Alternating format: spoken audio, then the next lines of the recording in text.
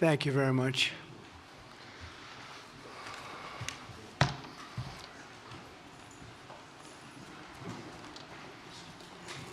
That's a lot of press. Congratulations. You bring them out.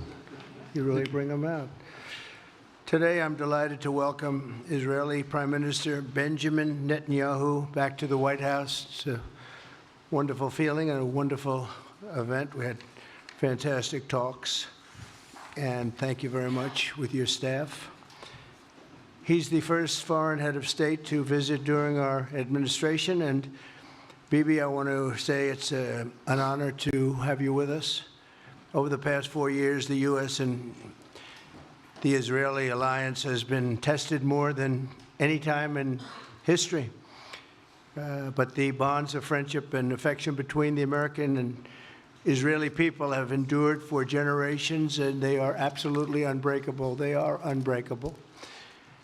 I'm confident that under our leadership, the cherished alliance between our two countries will soon be stronger than ever. We had a great relationship. We had great victories together 4 years ago.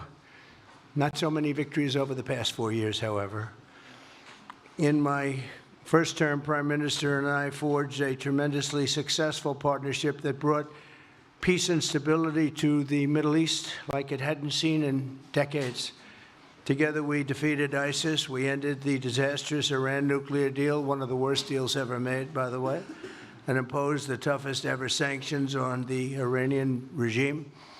We starved Hamas and Iran's other terrorist proxies, and we starved them like they had never seen before. Resources and support disappeared for them.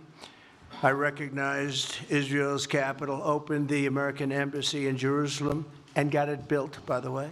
Built it too, just not only designated it, but got it built at a price that nobody's seen for 40 years. We got it built. It's beautiful, all Jerusalem stone, right from nearby, and it's something that's very special.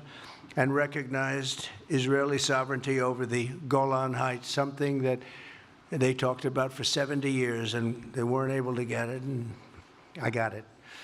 And with the historic Abraham Accord, something that was really an achievement that was, I think, going to become more and more important because we achieved the most significant Middle East peace agreements in half a century, but the Abraham Accords in particular, and I really believe that many countries will soon be joining this amazing peace and economic development transaction. It really is a big economic development transaction.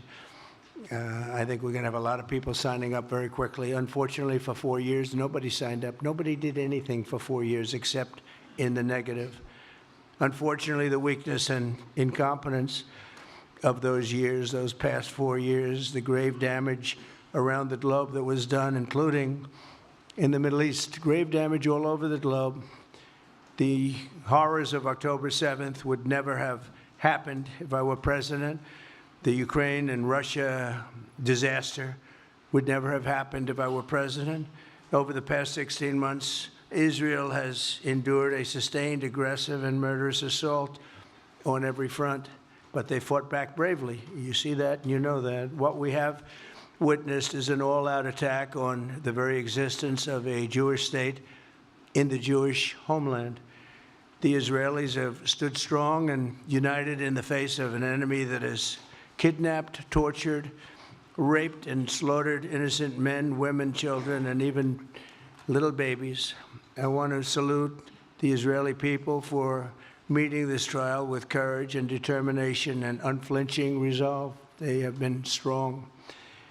In our meetings today, the Prime Minister and I focused on the future, discussing how we can work together to ensure Hamas is eliminated and ultimately restore peace to a very troubled region. It's been troubled, but what's happened in the last 4 years has not been good. I want to thank Prime Minister Netanyahu for working closely with my transition team, the Special Envoy Steve Witkoff, who's here somewhere. Steve? Stand up, Steve, please. What a job you've done. What a good job you've done. Proud of you. Done a fantastic job. National Security Advisor Mike Waltz. Thank you, Mike, for working so well with us. Thank you.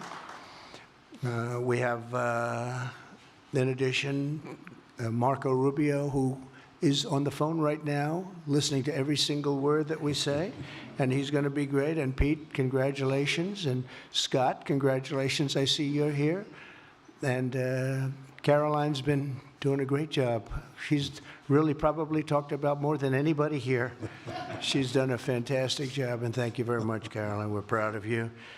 But we'll only be satisfied when all of these problems are solved, and we have the team to solve them, and that's going to happen.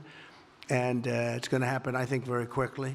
I also strongly believe that the Gaza Strip, which has been a symbol of death and destruction for so many decades, and so bad for the people anywhere near it, and especially those who live there, and frankly, who's been really very unlucky. It's been very unlucky. It's been an unlucky place for a long time. Being in its presence just has not been good, and it should not go through a process of rebuilding and occupation by the same people that have really stood there and fought for it and lived there and died there and lived a miserable existence there. Instead, we should go to other countries of interest with humanitarian hearts, and there are many of them that want to do this, and build various domains that will ultimately be occupied by the 1.8 million Palestinians living in Gaza, ending the death and destruction and, frankly, bad luck. This can be paid for by neighboring countries of great wealth. It could be 1, 2, 3, 4, 5, 7, 8, 12. It could be numerous sites, or it could be one large site. But the people will be able to live in comfort and peace, and we'll make sure something really spectacular is done. They're going to have peace. They're not going to be shot at and killed and destroyed like this civilization of wonderful people has had to endure. The only reason the Palestinians want to go back to Gaza is they have no alternative. It's right now a demolition site. This is just a demolition site. Virtually every building is down. They're living under fallen concrete that's very dangerous and very precarious. They instead can occupy all of a beautiful area with homes and safety, and they can live out their lives in peace and harmony instead of having to go back and do it again. The U.S. will take over the Gaza Strip, and we will do a job with it, too. We'll own it and be responsible for dismantling all of the dangerous unexploded bombs and other weapons on the site, level the site and get rid of the destroyed buildings, level it out, create an economic development that will supply unlimited numbers of jobs and housing for the people of the area. Do a real job. Do something different. Just can't go back. If you go back, it's going to end up the same way it has for 100 years. I'm hopeful that this ceasefire could be the beginning of a larger and more enduring peace that will end the bloodshed and killing once and for all. With the same goal in mind, my administration has been moving quickly to restore trust in the alliance and rebuild American strength throughout the region. And we've really done that. We're a respected nation again. A lot's happened in the last couple of weeks. We are actually a very respected nation again. I ended the last administration's de facto arms embargo on over $1 billion in military assistance for Israel.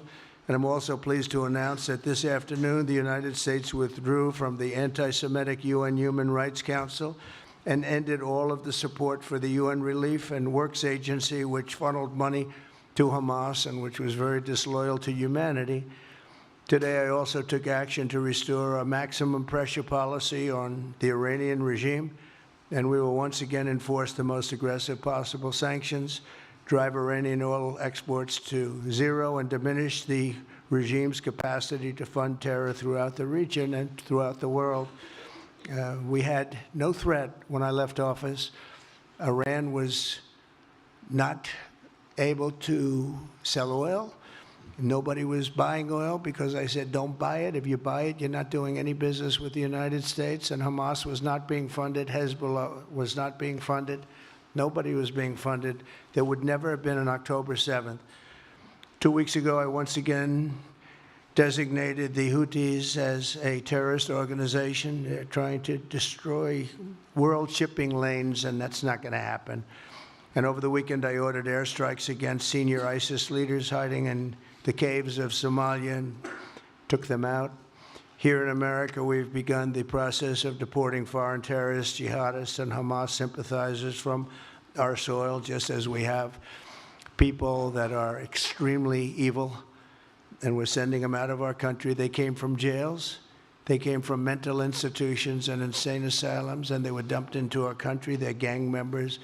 We're getting them out at numbers that nobody can actually believe. And every single country is taking those people back. They said they would never take them back, and they're all taking them back, and they're taking them back very gladly. And I recently signed an executive order combating the vile wave of anti-Semitism that we've seen in the aftermath of the October 7th attacks. Together, America and Israel will renew the optimism that shined so brightly just 4 years ago. It was really a bright, beautiful light. We will restore calm and stability to the region and expand prosperity, opportunity, and hope to our nations and for all people of the Middle East, including the Arab and Muslim nations. Very important. We want the Arab and Muslim nations to have peace and have tranquility and have great lives. I'd like to now invite Prime Minister Netanyahu to say a few words, and we'll take some questions afterwards. Thank you very much. Thank you, Mr. President. I'm honored that you invited me to be the first foreign leader to visit the White House in your second term. This is a testament to your friendship and support for the Jewish state and the Jewish people.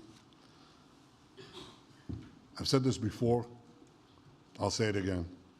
You are the greatest friend Israel has ever had in the White House.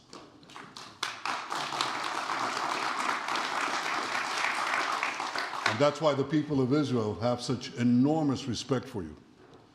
In your first term, you recognized Jerusalem as Israel's capital. You moved the American embassy there. You recognized Israel's sovereignty over the Golan Heights. You withdrew from the disastrous Iran nuclear deal. I remember we spoke about it. You said, this is the worst deal I've ever seen. I'm elected, I'm walking out of it. That's exactly what you did. And I think it speaks loudly for just common sense, just looking at things and seeing them as they are. And of course, you also brokered the groundbreaking Abraham Accords in which Israel made peace with 4 Arab states. We did this in 4 months. Nothing happened for a quarter of a century, but in 4 months, we were able, working together under your leadership, to have 4 historic peace accords. And now in the first days of your second term, you picked up right where you left off. Your leadership helped bring our hostages home, among them American citizens. You freed up munitions that have been withheld from Israel. They had been withheld from Israel in the midst of a 7-front war for our existence. And you just freed it. You ended unjust sanctions against law-abiding Israeli citizens. You boldly confronted the scourge of anti-Semitism.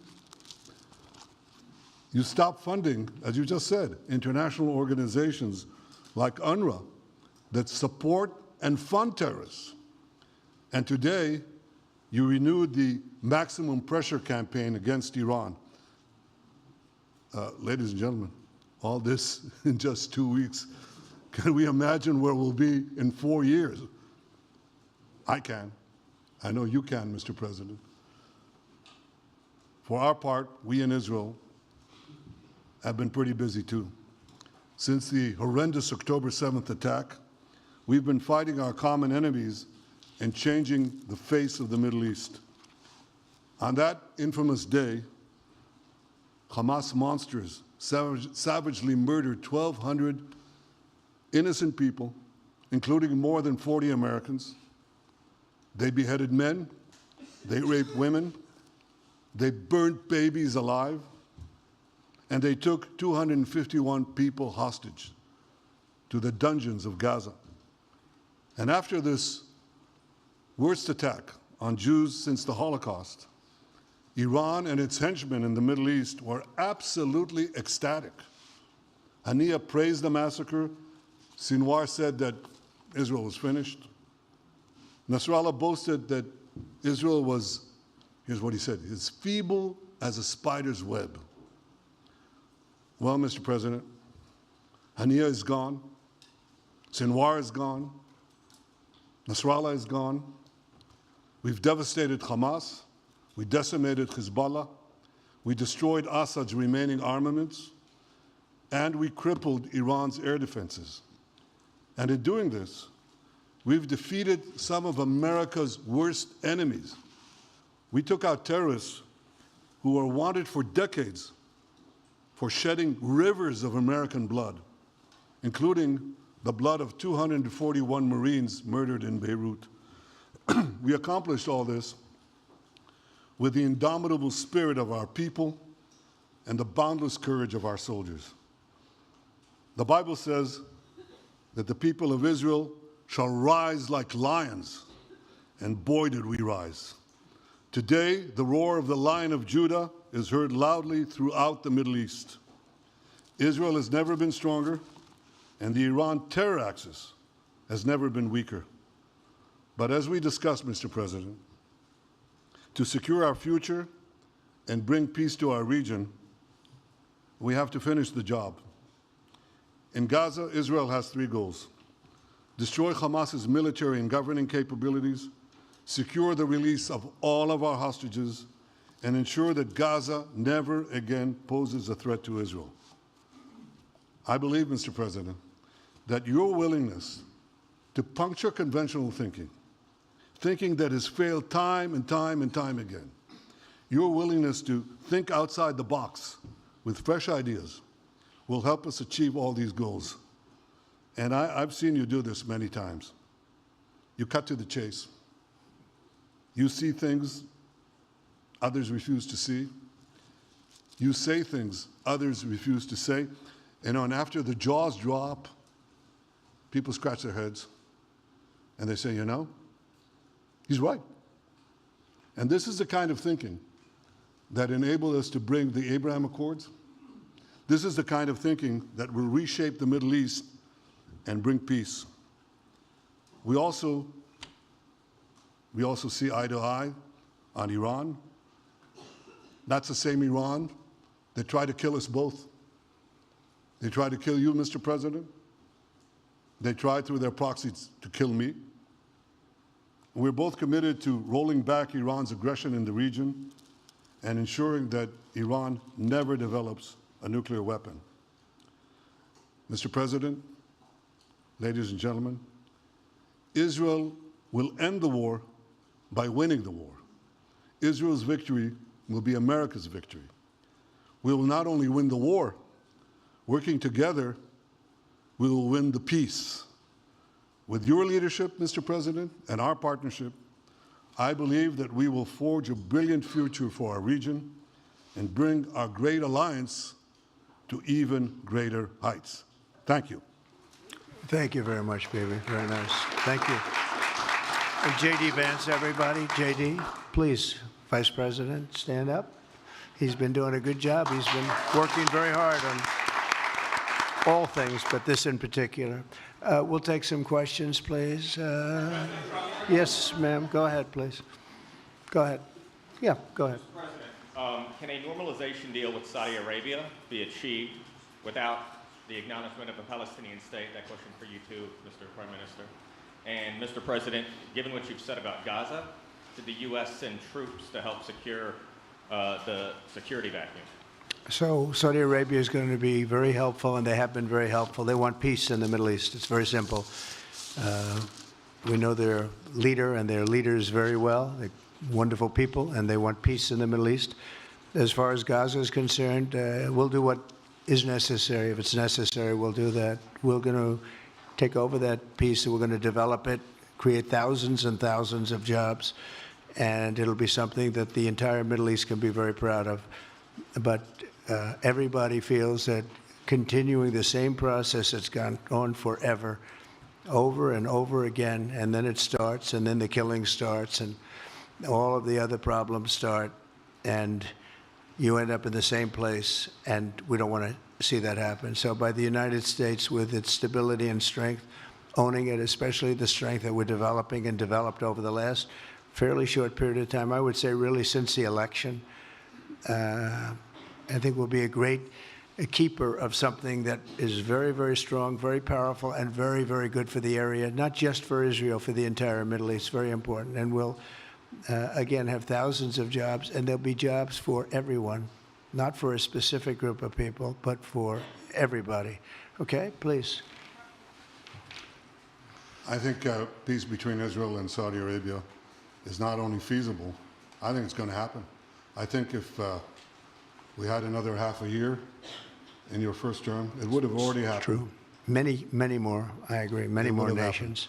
I think you can't prejudge and pre-guess how we'll achieve it, but I'm committed to achieving it. And I know the president is committed to achieving it, and I think the Saudi leadership is interested to achieve it.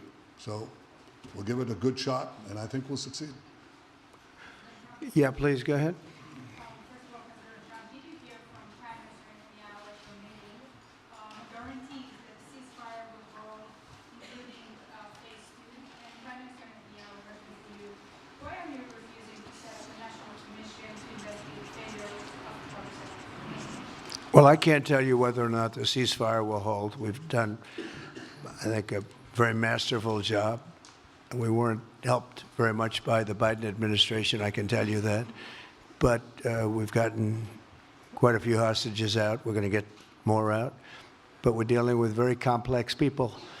And we are going to see whether or not it holds. We certainly want to have more come out. They've come out damaged in many ways, very damaged people. But they're going to get better, and they're going to be strong, and they're going to have a good life. And we hope to get as many as possible out. Whether or not it holds, I don't know. We hope it holds. We hope it holds.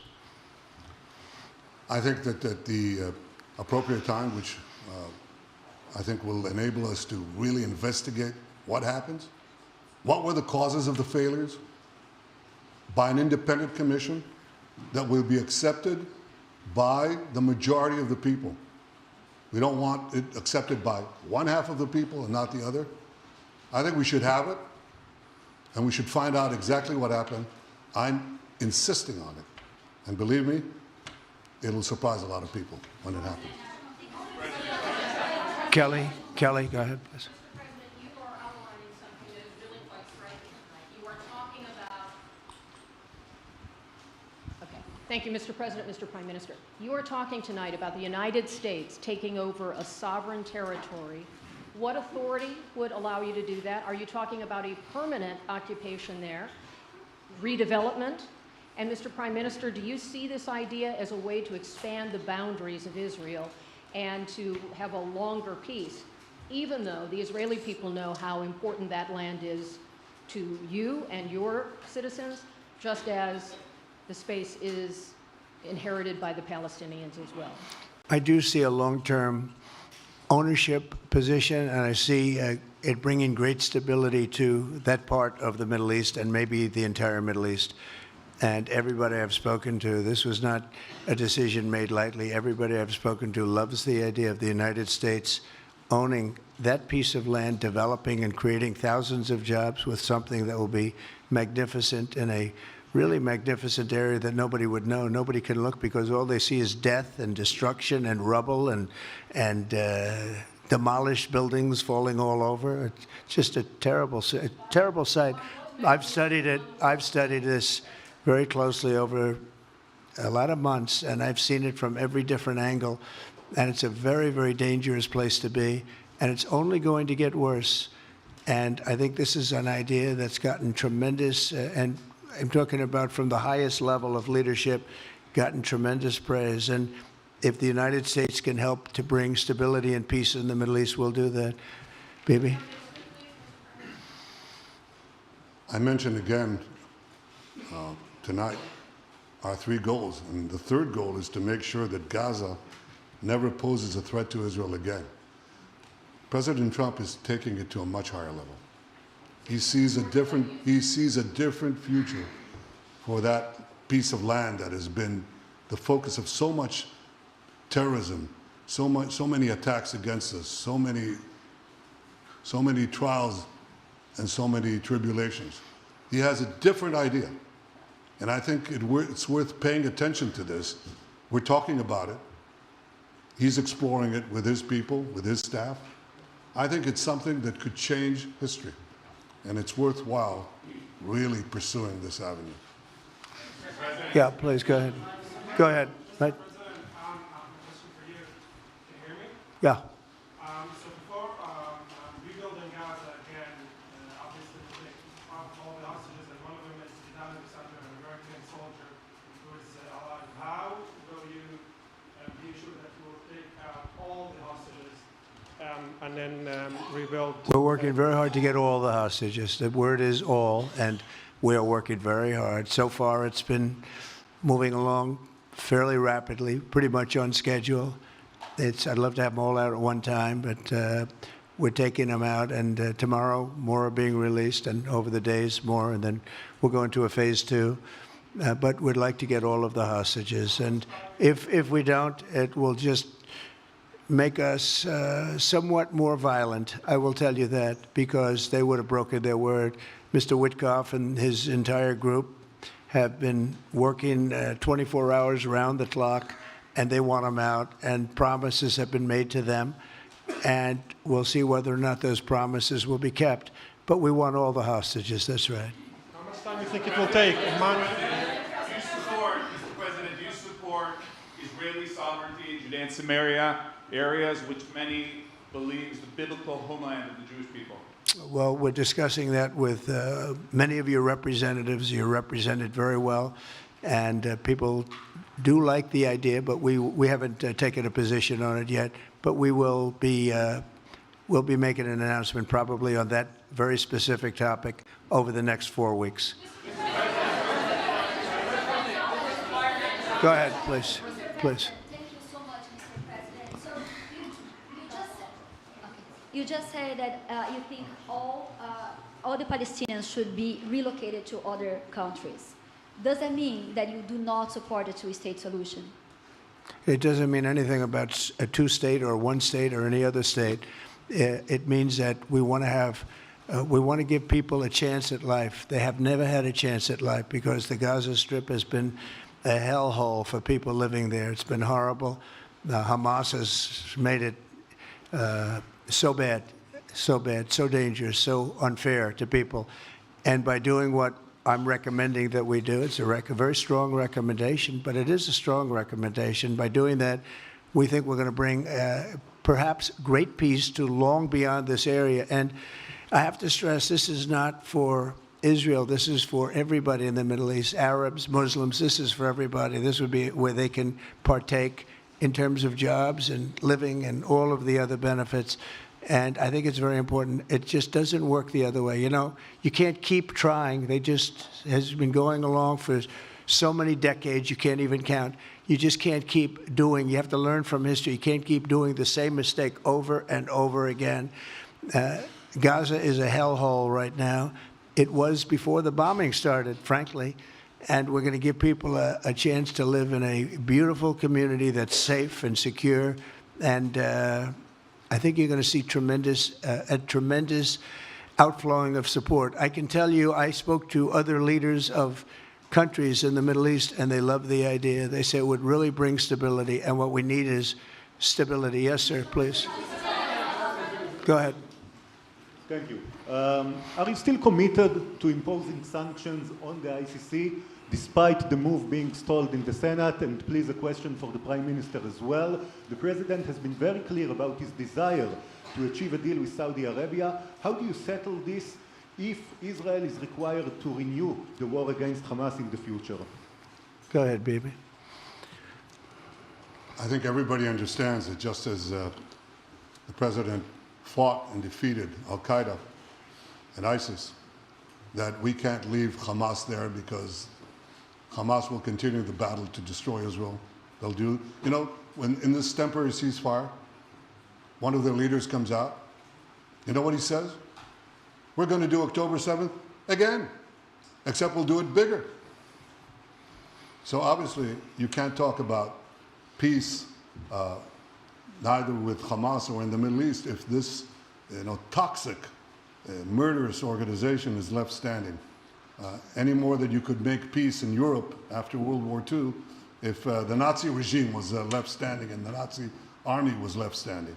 You want a different future? You got to knock out the people who want to destroy you and destroy peace. That's what we're going to do. I think that will also usher in, actually, the peace with Saudi Arabia and with others. And I think there will be others, too. Yes, ma'am. Go ahead. Afghan suffered women as our expectation from you. Do you have any plan to change Afghanistan situation? Are you able to recognize Taliban? Because I'm an Afghan journalist, Afghan suffered women. Any comment about Afghanistan? What's your future plan for Afghan people, especially Afghanistan? I have a little hard time understanding you.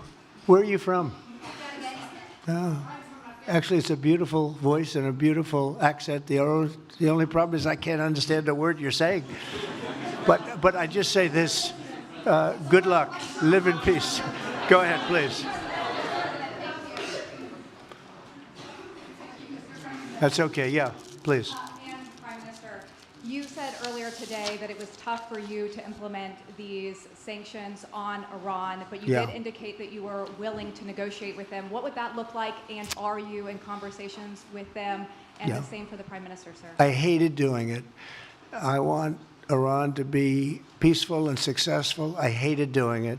I did it once before, and we brought them down to a level where they were unable to give any money. They had to survive themselves, and they had no money. They were essentially broke, and they had no money for, as I said, Hezbollah. They had no money for Hamas. They had no money for any form of terror. The 28, if you call it, the 28 sites of terror, they had no money for any of it.